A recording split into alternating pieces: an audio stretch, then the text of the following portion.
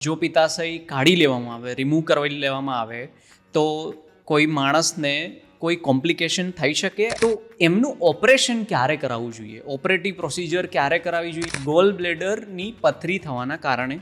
તો એનાથી કોઈ લાઈફની એક્સપેક્ટન્સી એટલે કે ઓછી થઈ જાય, એના પછી કોઈ એવી સાઈડ ઇફેક્ટ હોય છે કે જમવાનું થોડું થોડું કરી અને એક રેગ્યુલર મતલબ 3 કલાક કે 4 કલાકના અંતરે લઈ શકે, એનાથી વધારે બેનિફિટ થાય છે. એનાલિસિસ કર્યું હતું અને એના પરથી હું તમને આ પ્રશ્ન પૂછી રહ્યો છું. લેઝરથી ખાલી કિડનીની પથરીનું ઓપરેશન પોસિબલ છે. જમવામાં લિક્વિડ ડાયટ ઓછો લેવો, બરાબર છે, કે જંક ફૂડ લે એમાં જોડે કોઈ લિક્વિડ કે એવું કશું હોતું નથી.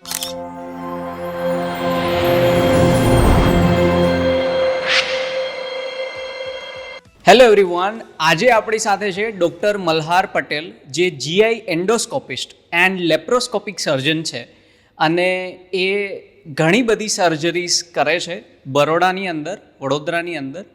આપણે એમની પાસેથી ઘણી બધી વસ્તુઓ આજે સમજવાના છીએ. તો આજે આ પોડકાસ્ટ બહુ જ ઇન્ફોર્મેટિવ રહેવાનો છે બધા જ માટે. સો આપણે એમને હવે સાંભળીશું. Thank you very much doctor Malhar આવવા માટે. કેમ છો? બસ મજામાં, ફાઇન.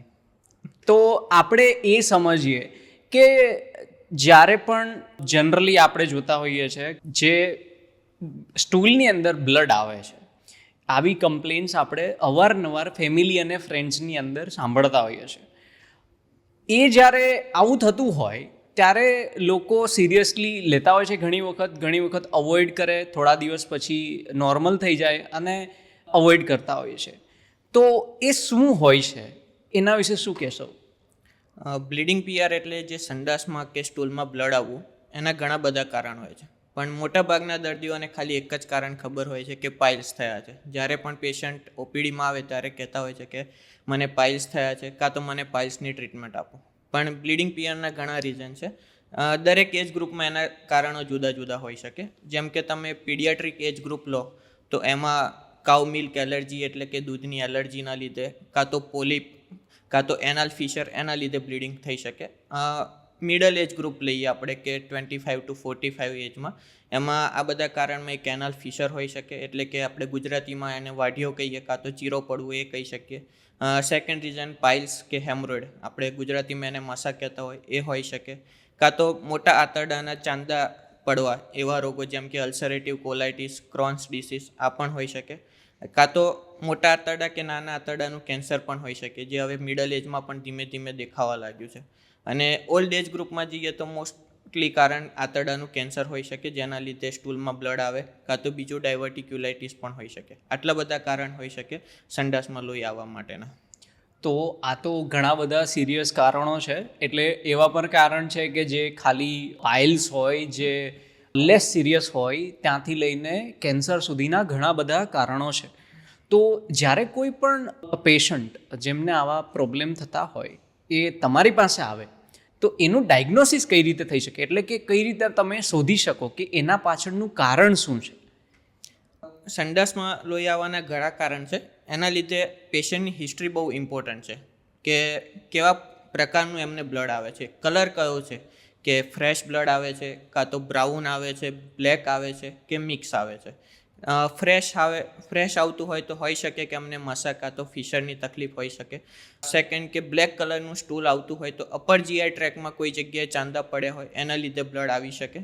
સેકન્ડ, કે ફ્રીક્વન્સી અને ફોર્મ ઓફ સ્ટૂલ કેવું છે, કે પેશન્ટને હાર્ડ સ્ટૂલ આવે છે, સોફ્ટ સ્ટૂલ આવે છે, કે પાછી જે કન્સિસ્ટન્સી છે એમની નોર્મલ છે. એટલે આ બહુ ઇમ્પોર્ટન્ટ છે.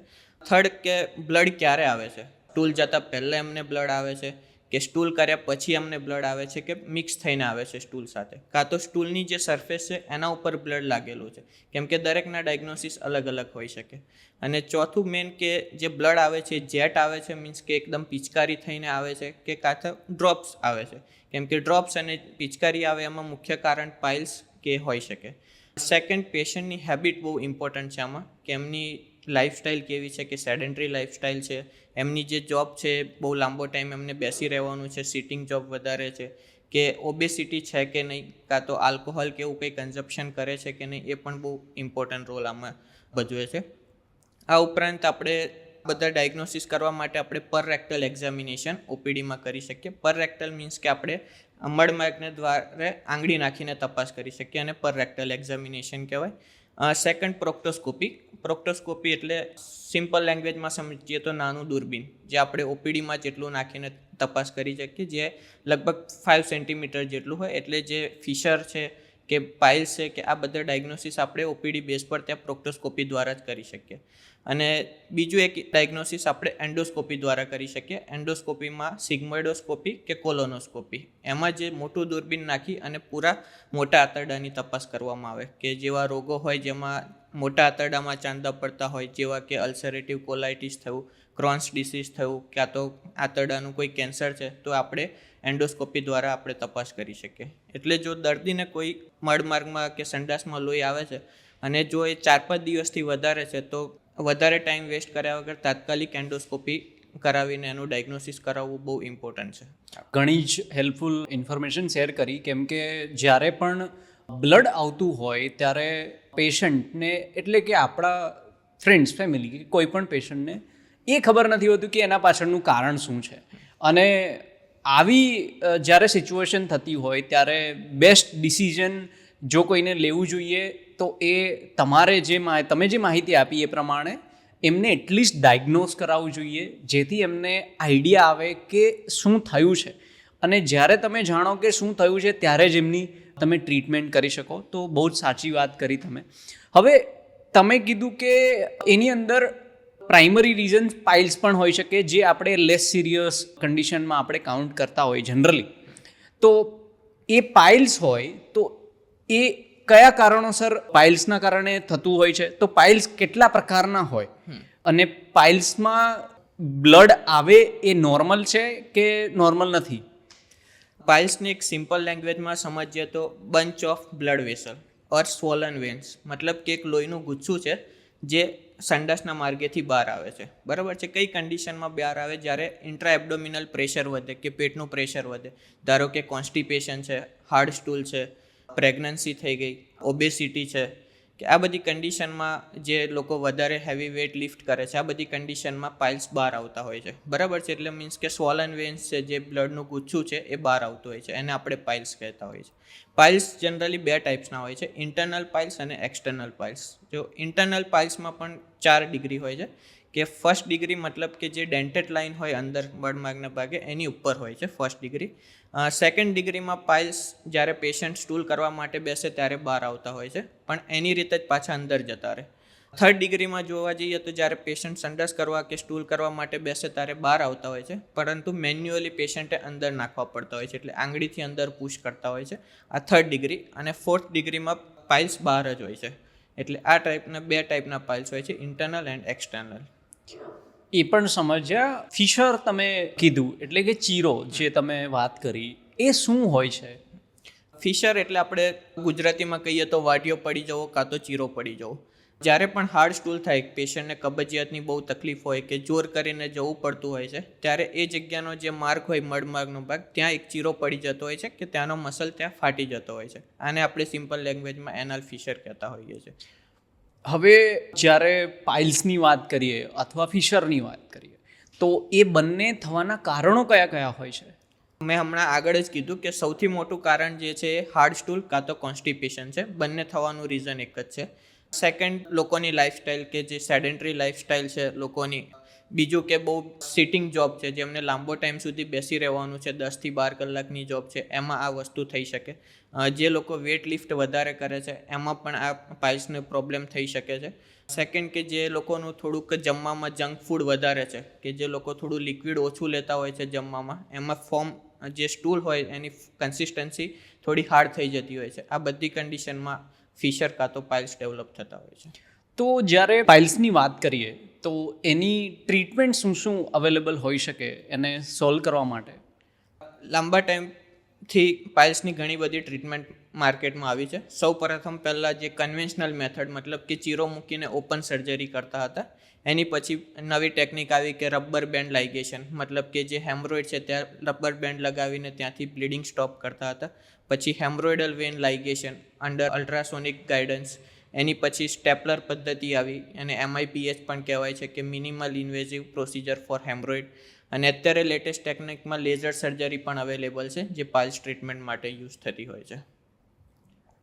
એડવાન્સ લેસર સર્જરી હોય તો એ શું હોય છે? જેમ કે તમે કીધું કે ઘણી બધી ટ્રીટમેન્ટ ગયા ટાઈમ, જે અત્યાર સુધીનો ટાઈમ હતો, તો ઘણા સમયથી ટ્રીટમેન્ટ્સ કરતા આવ્યા છે એલોપેથીની અંદર.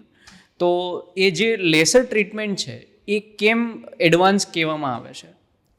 લેસર ટ્રીટમેન્ટ એટલે શું, કે જે હેમરોઇડ કે પાઇલ્સનો બેઝ છે ત્યાં આપણે લેઝર બીમ ડાયરેક્ટલી એપ્લાય કરતા હોય છે. મતલબ કે તે આપણે લેઝર એનર્જી આપતા હોય છે. એના લીધે એક ફાઇબ્રસ રિએક્શન થાય એ જગ્યાએ, અને જે લોહીની નળીનું ગુચ્છું છે ત્યાં એ ધીમે ધીમે સંકોચાવા લાગે. ધીમેથી 1 થી 2 વીકનો ટાઈમ લેતો હોય છે લેઝર સર્જરીમાં. એટલે ત્યાંથી જે બ્લડ સપ્લાય છે એનો અટકી જતો હોય છે, અને ધીમે ધીમે જે પાઇલ્સ જે બહાર આવતા હતા એ ધીમે ધીમે એની સાઇઝ ઘટી અને પાછા અંદર જતા રહેતા હોય છે. આ થઈ લેઝર સર્જરી. લેઝર સર્જરીના મેઇન એડવાન્ટેજ એ છે કે એમાં પોસ્ટ ઓપરેટિવ કોઈ પેન રહેતું નથી, કાં તો એકદમ મિનિમલ પેન હોય છે. સેકન્ડ, કે એનો જે રિકવરી ટાઈમ છે એ બહુ ફાસ્ટર છે. થર્ડ રીઝન, કે પેશન્ટને ડ્રેસિંગ માટે વારે ઘડી આવવા નથી પડતું. જ્યારે બીજી તમે કોઈ પણ સર્જરી કરો એમાં તમારે રેગ્યુલર 15 થી 20 દિવસ ડ્રેસિંગ કરાવવું પડતું હોય છે, જ્યારે લેઝર સર્જરીમાં ડ્રેસિંગની કોઈ રિક્વાયરમેન્ટ રહેતી નથી. ફોર્થ એ છે કે તમારો જે હોસ્પિટલ સ્ટે છે એકદમ ઘટી જાય છે. 24 to 48 અવર્સમાં તમારે ડિસ્ચાર્જ થઈ જાય છે, અને પોસ્ટ ઓપ રિકવરી હોય છે બહુ જલ્દીથી આવતી હોય છે. અને સેકન્ડ, કે જલ્દીથી પોતાના વર્ક પર પેશન્ટ જલ્દીથી પાછું જઈ શકે. અને સૌથી મહત્ત્વની વસ્તુ એ છે કે ત્યાં જે ટિશ્યુ ડેમેજ થવો જોઈએ એ બિલકુલ થતો નથી લેઝર સર્જરીમાં, અને ત્યાં પાછળ કોઈ સ્કાર માર્ક પણ આવતો નથી. આ બધા મેઇન એડવાન્ટેજ છે કમ્પેરેટિવ ટુ અધર સર્જરી. હવે આપણે પ્રિકોશનની વાત કરીએ, અથવા તો એવી વાત કરીએ કે જેનાથી જેમને ઓલરેડી પાઇલ્સ છે એમને કઈ પ્રકારની ફૂડ હેબિટ્સ ઓર બેવરેજીસ હેબિટ્સ, જેને આપણે લાઇફસ્ટાઇલ હેબિટ કહી શકીએ, એમને કઈ એવી ફૂડ એવા લેવા જોઈએ જેનાથી પાઇલ્સ ઓછા થઈ શકે, અથવા તો પોસ્ટ ઓપરેટિવ એવા કોઈ ફૂડ લેવા જોઈએ કે જેનાથી એમને વધારે ફાયદો થઈ શકે? મેઇન રીઝન હાર્ડ સ્ટૂલ થવાનું એ છે કે જમવામાં લિક્વિડ ડાયટ ઓછો લેવો. બરાબર છે, કે જંક ફૂડ લે એમાં જોડે કોઈ લિક્વિડ કે એવું કશું હોતું નથી. કાં તો જમવામાં પણ અમુક લોકો એવું કરતા હોય છે કે ફક્ત રોટલી અને શાક કે એવું જમતા હોય છે. બરાબર છે, આના લીધે જે હાર્ડ સ્ટૂલ થાય છે એના લીધે આપણે ફિશર અને પાઇલ્સના પ્રોબ્લેમ થતા હોય છે. એટલે જમવામાં બને ત્યાં સુધી લિક્વિડ ડાયટ વધારે લેવો જોઈએ. બને ત્યાં સુધી જંક ફૂડ એવોઇડ કરવા જોઈએ. કેફીન છે કે કોલ્ડ ડ્રિંક કે કોફી, ટી બને ત્યાં સુધી એવોઇડ કરવા જોઈએ. આ બધું તેમને કાળજી રાખવી જોઈએ, અને બને ત્યાં સુધી ગ્રીન લીફી વેજીટેબલ્સ એમને ડાયટમાં વધારવા જોઈએ. આપણે એ પણ સમજીશું કે લેપ્રોસ્કોપિક સર્જરી એ શું હોય છે. Laparoscopic surgery is a minimal invasive surgery with fewer side effect, lower risk and sorter recovery time, કે જેમાં સાઇડ ઇફેક્ટ પણ ઓછી છે અને રિકવરી ટાઈમ બહુ ફાસ્ટ છે. બરાબર છે. બીજી ભાષામાં કહીએ તો એને કી હોલ સર્જરી પણ કહેવાય, કે જેમાં નાનું એક હોલ કરી અને આપણે દૂરબીન પેટના અંદર નાખી અને પેટના બધા ઓર્ગનની આપણે તપાસ કરી શકીએ. એને સાદી લેંગ્વેજમાં આપણે લેપ્રોસ્કોપિક સર્જરી કહેતા હોઈએ છીએ, જે અત્યારે મોસ્ટલી યુઝ થાય છે. તો કયા એવા ડિસીઝીસ તમે આઈડેન્ટિફાય કરતા હોવ છો કે જેમાં તમે લેપ્રોસ્કોપિક સર્જરી કરી શકો પરફોર્મ?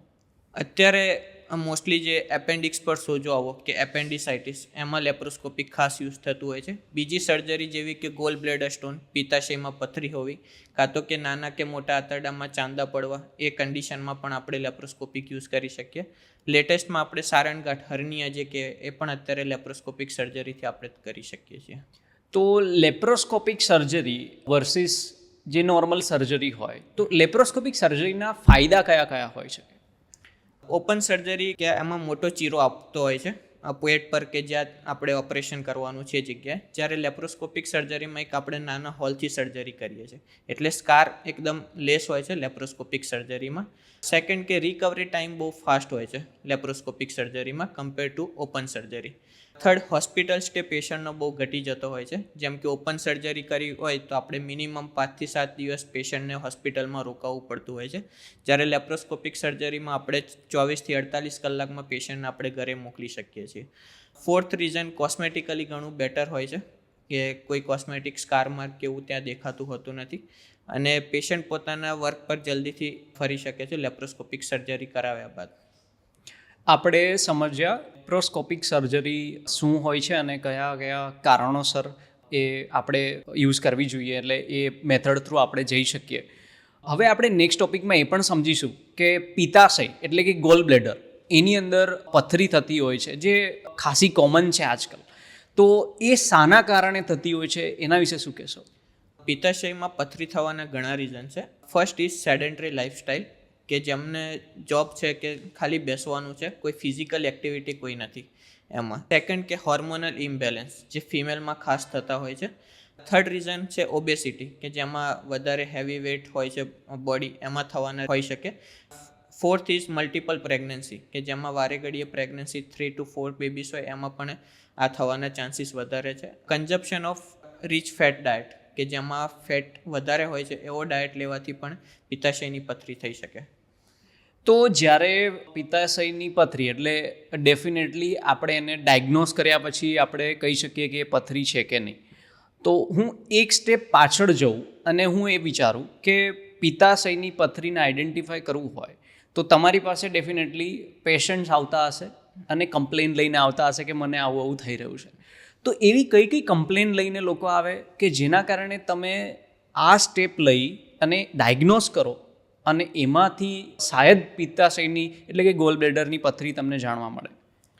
પિત્તાશયની પથરીમાં અમુક પેશન્ટ એસિમ્પ્ટોમેટિક, કે મતલબ જેમાં કોઈ કમ્પ્લેન હોતી નથી, પણ આપણે કોઈ બીજા રીઝન માટે સોનોગ્રાફી કરાવતા હોય છે અને એક્સિડેન્ટલી ફાઇન્ડિંગ આપણને મળતું હોય છે કે પિત્તાશયમાં પથરી છે, ત્યાં સુધી પેશન્ટને ખ્યાલ જ નથી હોતો. સેકન્ડ સિમ્પ્ટોમેટિક, કે જેમાં અમુક લક્ષણો જોવા મળે, જેમ કે જમણી બાજુ પેટ પર દુખાવો થવો. સેકન્ડ ગેસિયસ અપસેટ, કે ખાધા પછી પેશન્ટને પેટ ભારે ભારે લાગવું કે ગેસની તકલીફ રહેવી. આ ત્રીજું રીઝન કે જમણા ખભા ઉપર દુખાવો થવો. અમુક વાત પિત્તાશયની પથરીમાં જમણા ખભા પર પણ દુખાવો થતો હોય છે. એટલે આ બધા રીઝન હોય. જોડે જોડે પેશન્ટને વોમિટિંગ કે એવું પણ હોય, જો પથરી નળીમાં ફસાયેલી હોય, જો સાથે સાથે જોન્ડિસ કમળો પણ થઈ જાય. આ બધા સિમ્ટમ્સ સાથે પેશન્ટ આવતા હોય છે ઓપીડીમાં. તો આપણે જ્યારે પથરીની વાત કરીએ એટલે પથરી જનરલ જે અવેરનેસ હોય છે લોકોમાં, જે મને પણ એ જ અવેરનેસ છે, એટલે પથરી એટલે કિડનીની પથરી એવી અવેરનેસ હોય છે. પણ આ આપણે પિત્તાશયની પથરીની વાત કરીએ છીએ, એટલે કે ગોલ બ્લેડરની અંદર પથરી. તો પથરી જ્યારે આપણે વર્ડ યુઝ કરીએ ત્યારે કોઈ પ્રકાર હોય છે કે કોઈ એક જ ટાઈપની પથરી હોય છે? જે રીતે કિડનીની પથરી 9 ટાઈપની હોય છે, એ રીતે પિત્તાશયની પથરી પણ મુખ્યત્વે 3 ટાઈપની હોય છે. ફર્સ્ટ કોલેસ્ટ્રોલ ટાઈપની હોય. સેકન્ડ પિગમેન્ટ, કે જેમાં બ્લેક પિગમેન્ટ હોઈ શકે, બ્રાઉન પિગમેન્ટ હોઈ શકે. કાં તો થર્ડ ટાઈપમાં મિક્સ હોય, મતલબ કે કોલેસ્ટ્રોલનું પણ કમ્પોનન્ટ હોય અને પિગમેન્ટનું પણ કમ્પોનન્ટ હોય. મોસ્ટલી એશિયન જે કન્ટ્રી છે આપણી ઇન્ડિયાની ને એ બધી, એમાં પિગમેન્ટ સ્ટોન મોસ્ટલી જોવા મળતા હોય છે. અને જે ફોરેન કન્ટ્રી છે યુએસએ ને એ બધી, જ્યાં કોલેસ્ટ્રોલ સ્ટોન મુખ્યત્વે જોવા મળતા હોય છે. એટલે ટોટલ 3 ટાઈપની પથરી હોય છે. હવે જ્યારે કોઈ પેશન્ટને એટલે કે જ્યારે કોઈ પણ માણસ તમારી પાસે અથવા કોઈ ડૉક્ટર પાસે જઈને આવી કમ્પ્લેન કરે કે મને કોઈ પેઇન થાય છે અથવા જોન્ડિસ થયો છે, તમે જે રીતે કીધું, તો એવા કારણોસર એમને ગમે ત્યારે, જેમ કે તમે એ પણ કીધું કે એક્સિડન્ટલી પણ ઘણી વખત જાણવા મળે કે એમને પિત્તાશયની અંદર પથરી છે, તો એમનું ઓપરેશન ક્યારે કરાવવું જોઈએ? ઓપરેટિવ પ્રોસિજર ક્યારે કરાવવી જોઈએ? અને ઓપરેટિવ પ્રોસિજર કરાવે તો પથરી કાઢવામાં આવે, અને જો મલ્ટિપલ સ્ટોન હોય તો શું કરવામાં આવે? એના વિશે શું કહેશો? જનરલી આ પેશન્ટ જનરલ પ્રેક્ટિશનર કે બીજા કોઈ ડૉક્ટર પાસે જતા હોય છે ફેમિલી, તો એમને એવી એડવાઇસ આપવામાં આવે છે કે પિત્તાશયની પથરી છે પણ તમને કોઈ તકલીફ નથી તો તમે ઓપરેશન ના કરાવશો. પણ જનરલી એવું હોતું નથી. પિત્તાશયમાં જ્યારે મલ્ટિપલ સ્ટોન હોય ત્યારે પેશન્ટને કોઈ કમ્પ્લેન ના હોય તો પણ એનું ઓપરેશન કરાવવું બહુ જરૂરી છે. કેમ કે મલ્ટિપલ સ્ટોન હોય ત્યારે સ્ટોન ક્યારે પણ નળીમાં ફસાઈ શકે, ક્યારે પણ ફસાય એનું નક્કી હોતું નથી એ કન્ડિશનમાં. સેકન્ડ, પેશન્ટ ડાયાબિટીક કાં તો બીજી કોઈ કોમોર્બિડિટીથી પીડાતો હોય ત્યારે, કે એમાં પણ જો કોઈ સિમ્ટમ્સ ના હોય તો પણ પેશન્ટે ઓપરેશન કરાવવું જોઈએ.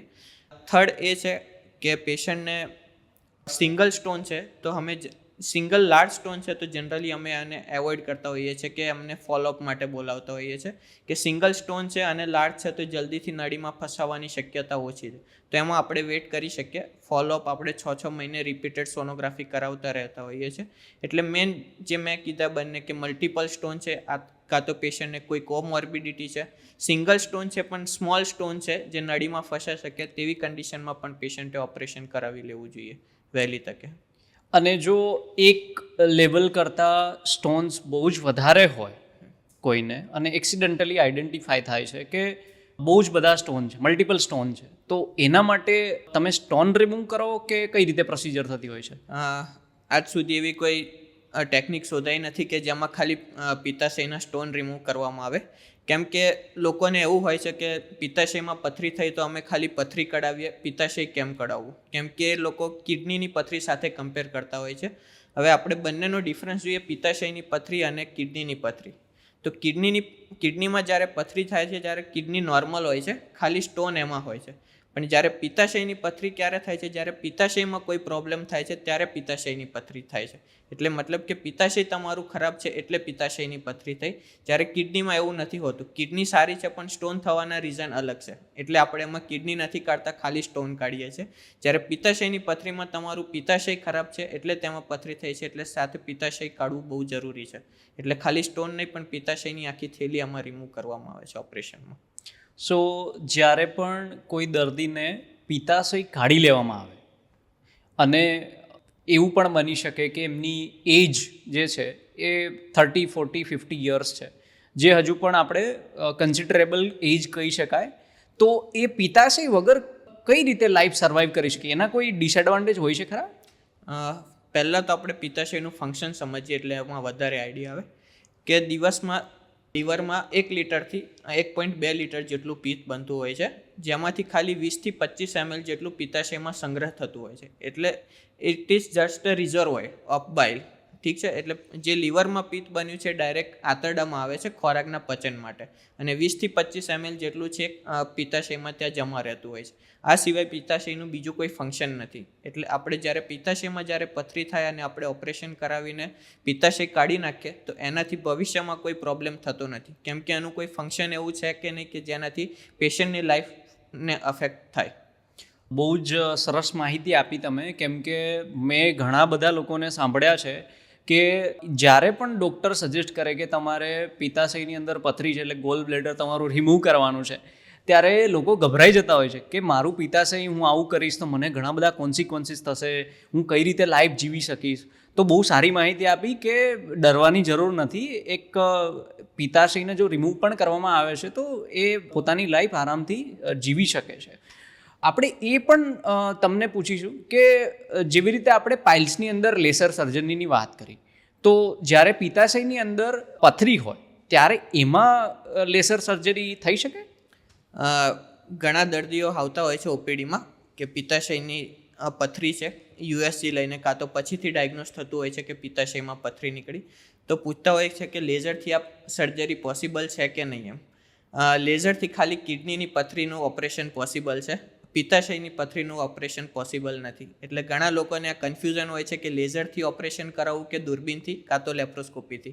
એટલે પિત્તાશયની પથરીમાં ફક્ત લેપ્રોસ્કોપિક સર્જરી થાય છે, લેઝર સર્જરી કોઈ અવેલેબલ નથી ક્યાં પણ. હવે એવું કોઈ ઇલાજ કે એવી કોઈ ટ્રીટમેન્ટ ખરી કે જેમાં ઓપરેશનની જરૂર ના પડે? આવી કોઈ બીજું મેથડ છે નહીં કે જેમાં ઈલાજ છે નહીં કે જેમાં પિત્તાશયની પથરી એમને મટી જાય. થોડાક વર્ષો પહેલાં ટ્રાય હતો કે અમુક સોલ્યુશન આપીને પિત્તાશયની પથરીને ઓગાળી શકાય, પણ એ સક્સેસફુલ નથી રહ્યો, કેમ કે પછીના જે રિપોર્ટ મળ્યા છે એમાં 2 થી 3 મહિનામાં ફરીથી પિત્તાશયની પથરી વાપસ થઈ જતી હોય છે, ફરીથી થઈ જતી હોય છે. એટલે અત્યારે ઓલ ઓવર વર્લ્ડ ખાલી પિત્તાશયની પથરી માટે ઓપરેશન જ એનો ઈલાજ છે. તો આપણે એવું સમજીએ કે કોઈએ પિત્તાશયની પથરી માટે એમને પિત્તાશય કાઢ્યું, એટલે પિત્તાશયને આપણે રિમૂવ કરવું પડ્યું, તો એ ઓપરેશન આપણે કરીએ, સર્જરી કરીએ, તો એના પછી કોઈ એવી સાઈડ ઇફેક્ટ હોય છે કે જેના કારણે પેશન્ટને એટલે કે દર્દીને કોઈ મુશ્કેલી પડી શકે? જે રીતે આપણે માનીએ કે જે વસ્તુ આપણા બોડીમાં ખરાબ છે એને આપણે રિમૂવ કરી દેતા હોય છે. ધારો કે આપણને એપેન્ડિક્સ પર જ્યારે સોજો આવે ત્યારે આપણે એપેન્ડિક્સ રિમૂવ કરવામાં પેશન્ટ હિચકિચાતા નથી, પણ જ્યારે પિત્તાશયની પથરી આવે ત્યારે પિત્તાશય કાઢવામાં લોકોને બીક લાગતી હોય છે કે આ નીકળી ગયા પછી શું છે, બરાબર છે. એટલે પિત્તાશયની પથરી થઈ મતલબ કે પિત્તાશય એમનું ખરાબ જ છે. જે રીતે એપેન્ડિક્સ ખરાબ થયું, આપણે એપેન્ડિક્સ કાઢ્યું, એ રીતે પિત્તાશયની પથરીના લીધે પિત્તાશય પણ કાઢવું પડે. પણ આની પછી કોઈ સાઈડ ઇફેક્ટ જોવા મળતી નથી, કેમ કે એનું મેં આગળ પણ સમજાવ્યું કે એનું ફંક્શન ખાલી રિઝર્વોયર તરીકે છે, બીજું કોઈ બોડીમાં એનું ફંક્શન છે નહીં. અમુક પેશન્ટને થોડાક ટાઈમ માટે થોડી ડાયરિયાની કમ્પ્લેન રહેતી હોય છે, પણ ટાઈમ જતાં વિધિન 15 to 20 ડેઝ એક વખત એન્ટેરોહિપેટિક સર્ક્યુલેશન રેગ્યુલર થાય પછી પેશન્ટને કોઈ ભવિષ્યમાં એનો કોઈ પ્રોબ્લેમ થતો નથી. મેં ઘણી બધી વખત જોયું છે કે જ્યારે કોઈ પણ ગેસ્ટ્રોએન્ટરોલોજિસ્ટ ડેફિનેટલી જ્યારે આવી પ્રકારની પિત્તાશયની અંદર પથરી જોવા મળે ત્યારે ગેસ્ટ્રોએન્ટરોલોજિસ્ટ છે અથવા રિલેવન્ટ ડૉક્ટર્સ જેમની ડિગ્રી હોય એ લોકો એમને કહેતા હોય છે કે તમારે પિત્તાશય કાઢવું પડશે અથવા મલ્ટિપલ સ્ટોન છે. એક્સિડન્ટલી પણ ફાઇન્ડ આઉટ થતું હોય છે ત્યારે એકદમ શોકમાં આવીને લોકો ગભરાઈ જતા હોય છે. અને એ પણ જોયું છે કે લોકો એક હોસ્પિટલથી બીજીથી ત્રીજી હોસ્પિટલ ફરી અને એ જાણવાની કોશિશ કરતા હોય છે કે મારે કઈ રીતે પિત્તાશય ના કઢાવવું પડે અને કયા ડૉક્ટર મને હેલ્પ કરી શકે જેનાથી મારે ઓપરેશનની જરૂર ના પડે.